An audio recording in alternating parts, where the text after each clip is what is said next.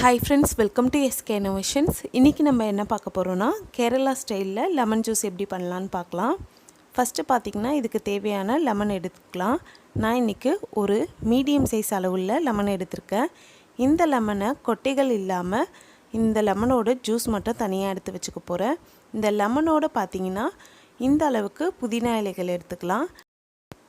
இது கூடவே ஒரு பீஸ் வந்து தேங்காய் எடுத்துக்கிறேன். இந்த தேங்காயோட ஸ்கின்னை வந்து ரிமூவ் பண்ணிட்டு எடுத்துக்கலாம். அடுத்து பாத்தீங்கன்னா 1/4 இன்ச் அளவுக்கு இஞ்சியை தோல் சீவிட்டு வாஷ் பண்ணி எடுத்து வச்சிருக்கேன்.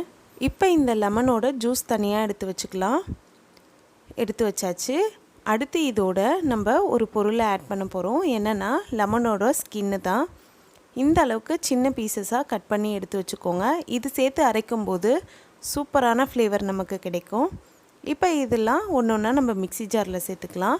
இப்போ ஒரு மிக்ஸி ஜார்ல 3 டேபிள் ஸ்பூன் அளவுக்கு சர்க்கரை சேர்த்துக்கிறேன். இது கூடவே 1/4 ஸ்பூன் அளவுக்கு உப்பு சேர்த்துக்கலாம். சர்க்கரைக்கு பதிலா நீங்க நாட்டு சர்க்கரையோ வெல்லமோ கூட பயன்படுத்திக்கலாம். இல்லாட்டி தேன் கூட நீங்க சேர்த்துக்கலாம்.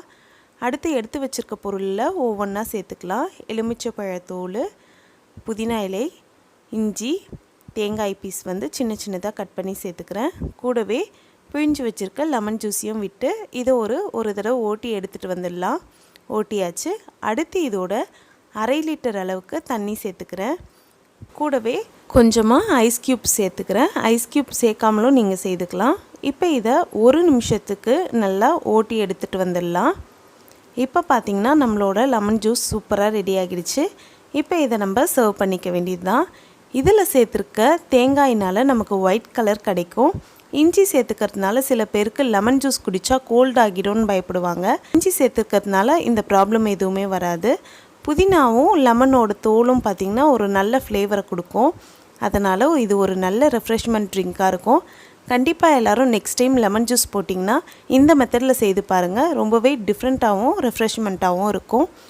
இந்த வீடியோ உங்களுக்கு பிடிச்சிருந்தால் லைக் பண்ணுங்கள், உங்கள் ஃப்ரெண்ட்ஸோடு ஷேர் பண்ணுங்கள், அண்ட் எப்படி இருந்துச்சுன்னு கமெண்ட் பண்ணுங்கள். நம்ம சேனலை ஃபஸ்ட் டைம் பார்க்குறீங்கன்னா மறக்காமல் சப்ஸ்கிரைப் பண்ணுங்கள். தேங்க்ஸ் ஃபார் வாட்சிங் ஃப்ரெண்ட்ஸ்.